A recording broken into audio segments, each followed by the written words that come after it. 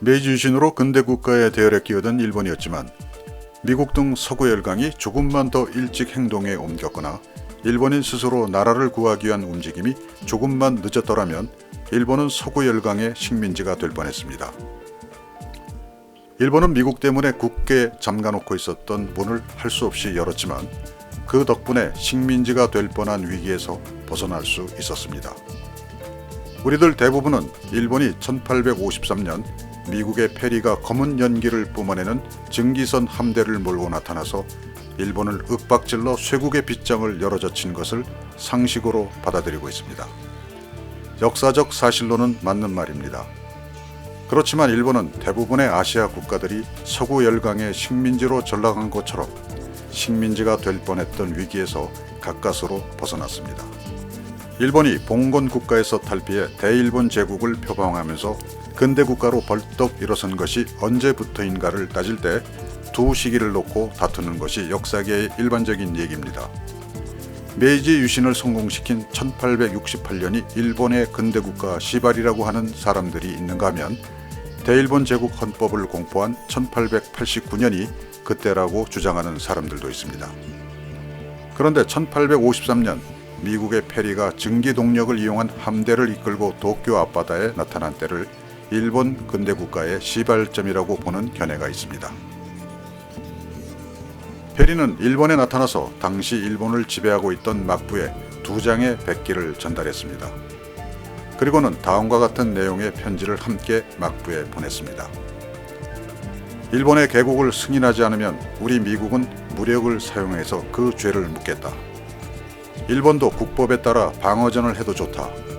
그러나 전쟁이 벌어진다면 어느 쪽이 승리할 것인지는 이미 정해져 있다. 그리고 항복할 때는 우리가 보낸 백기를 세워놓아라. 페리의 첫째 목표는 일본을 개국시켜서 그곳에 태평양을 건너오는 미국의 함선들을 위한 보급기지를 설치하는 것이었고, 마지막은 불평등한 조약을 맺는 것이었습니다. 미국은 관세를 자기들에게 일방적으로 유리하게 조약을 맺고 그곳에서 미국인들이 죄를 지어도 일본이 재판할 수 없다는 등 받아들이기 힘든 조건들을 내세웠습니다. 또 미국의 요구를 거절한다면 에도를 불바다로 만들겠다고 위협했습니다. 일본은 공포에 휩싸였습니다. 당신은 힘있는 나라가 힘없는 나라를 통째로 집어삼켜 식민지로 만들거나 강대국을 위한 불평등 조약을 맺는 것이 당연했기 때문이었습니다. 페리가 나타나기 11년 전에 중국이 아편전쟁에서 영국에게 당하는 것을 목격한 일본 열도는 풍전등화의 위기감에 떨 수밖에 없었습니다. 아시아의 최강 중국이 영국의 무력에 속수무책으로 당하는 것을 남의 일처럼 생각할 수 없었습니다. 여기서 일본이 어떻게 서구 열강의 식민지가 아니라 오히려 근대 국가의 탈을 뒤집어쓰고 대일본 제국이 되어 열강 대열에 끼어들 수 있었느냐는 것이었습니다. 일본이 택할 수 있었던 것은 오직 2가지뿐이었습니다. 미국의 요구에 복종하느냐 아니면 정면 승부를 거느냐였습니다. 일본은 복종을 택했습니다. 그 굴욕적인 복종이 일본을 아시아의 최강자로 만들어 놓았던 것입니다. 당시 일본 내에서는 너무 저자세다, 미국의 무례하기 이를 데 없는 요구를 어떻게 다 받아들이느냐는 등 저항이 만만치 않았습니다. 그러나 그것은 결과적으로 그 후에 일본을 위해서는 중요한 선택이었습니다.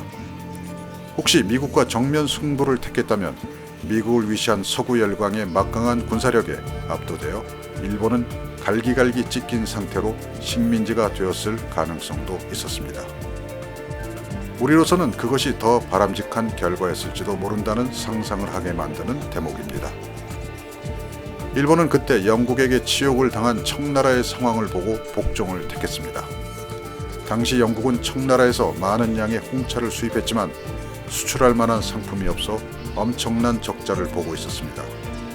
그때 영국은 식민지 인도에서 생산한 아편을 청나라에 밀수출하여 빠른 속도로 적자를 메웠습니다.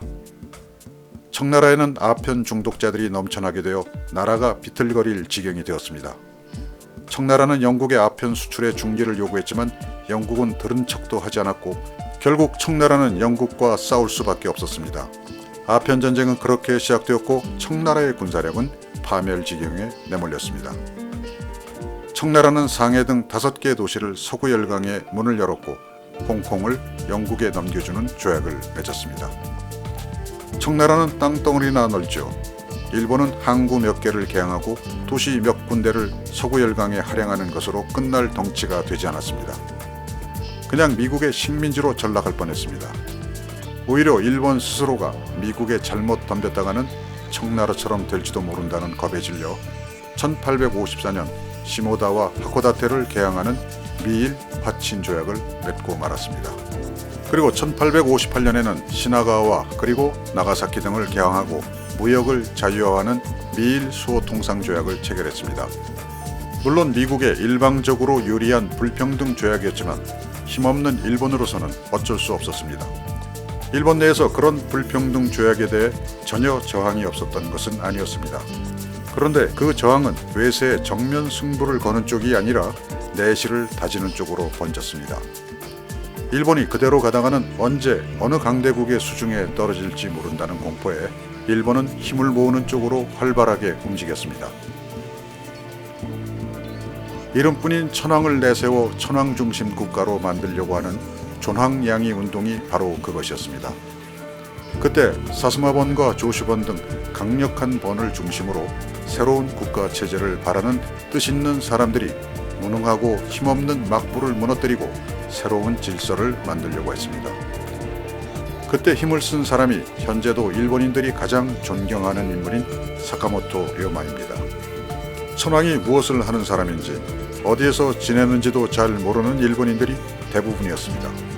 사카모토 료마는 힘센 사스마번과 조슈번을 찾아가 정권을 천황에게 건네는 것이 일본을 살리는 길이라고 설득했습니다. 사카모토 료마는 목숨을 내놓고 그런 행동을 해서 결국 번주들이 쥐고 있던 정치적 권력을 천황에게 몰아주는 일을 성공시켰습니다. 당시 일본에는 300여 개나 되는 많은 번들이 있었습니다. 존황양이의 모든 번들이 찬성하는 상황이 아니었기 때문에 자칫하면 엄청난 일본 내전이 벌어질 수도 있었습니다. 실제로 존황양이 찬반에 따라 싸움을 벌인 번들도 있었습니다. 여기서 생각해 볼 것이 있습니다.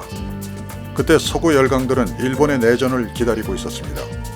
그래서 미국 등 열강은 일본에 먼저 무력을 사용하지 않았습니다.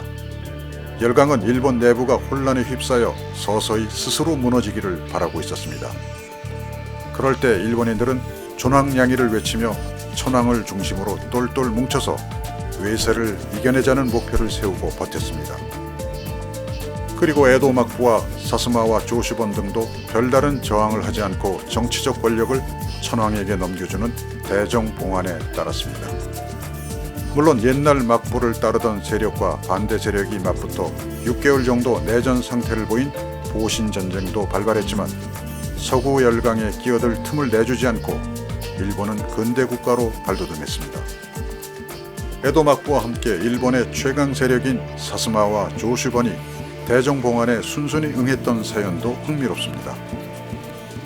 메이지 유신에서 중심적 역할을 한 두 번은 그 전에 서구 열강과 직접 전투를 벌여 호되게 당한 경험이 있었습니다. 메이지 유신 6년 전인 1862년 사스마번의 다이묘가 부하들을 거느리고 길을 가는데 영국인들이 그 행렬을 막고 행패를 부리자 사무라이들이 영국인들을 칼로 죽이거나 다치게 만든 나마무기 사건이 일어났습니다. 그 다음에 영국은 가고시마에 함대를 파견했습니다. 그래서 사스마번과 일전을 벌였습니다. 가고시마 거리는 화염에 휩싸였고 영국 함정도 한 척이 대파되면서 승부를 가리지는 못했지만 사스마번은 서구 열강의 강력한 힘을 실제로 경험했습니다. 그해 또 조슈번에서는 외국 선박을 쫓아버린다는 명목 아래 시모노세키 해협을 지나던 미국 상선을 향해 포격을 가하는 일이 발생했습니다. 그것을 기다렸다는 듯이 미국과 프랑스, 네덜란드, 영국 연합함대가 반격하는 바람에 조슈번은 군함과 시모노세키 포대가 모조리 박살난 시모노세키 전쟁에서 뼈아픈 패배를 당했습니다. 그리고 당시로는 엄청난 금액인 300만 달러를 전쟁 배상금으로 물어내야 했습니다. 그 전쟁에서 미국이 본 피해는 미국 상선의 운반 지연에 따른 비용 1,500달러와 해군 수병들에게 지급한 위험수당 2,000달러 등 모두 40,000달러에 불과했습니다. 당시 300여 개에 이르는 일본의 모든 번들 가운데 싸움 잘하기로 이름난 사스마본과 조시본이 그렇게 서구 열강에게 무참히 짓밟히자 일본은 무조건 서구 열강의 요구에 복종하는 것만이 우선 살 길이라는 결론을 내렸습니다. 페리가 이끌고 나타난 미군이 시간을 주는 사이에 일본은 그 시간을 살려서 식민지가 되는 길에서 벗어나 서구 열강의 눈치를 살펴가며 그들을 흉내내는 방법을 찾는 데 최선을 다했습니다. 서구 열강이 일본 스스로 무너지기 바란 것이 오히려 일본의 생명을 지키게 만들어 주었습니다. 그때 미국 등 서구 열강이 일본을 일방적으로 몰아붙였으면 일본은 일찌감치 식민지로 전락했을 가능성이 컸습니다. 역사의 틈바구니를 잘 들여다본 사카모토 료마 등 몇몇 뜻깊은 일본 선각자들의 애국심이 위기에서 나라를 구해냈다는 것을 우리는 타산지석으로 삼아야 한다는 것이 오늘의 결론입니다.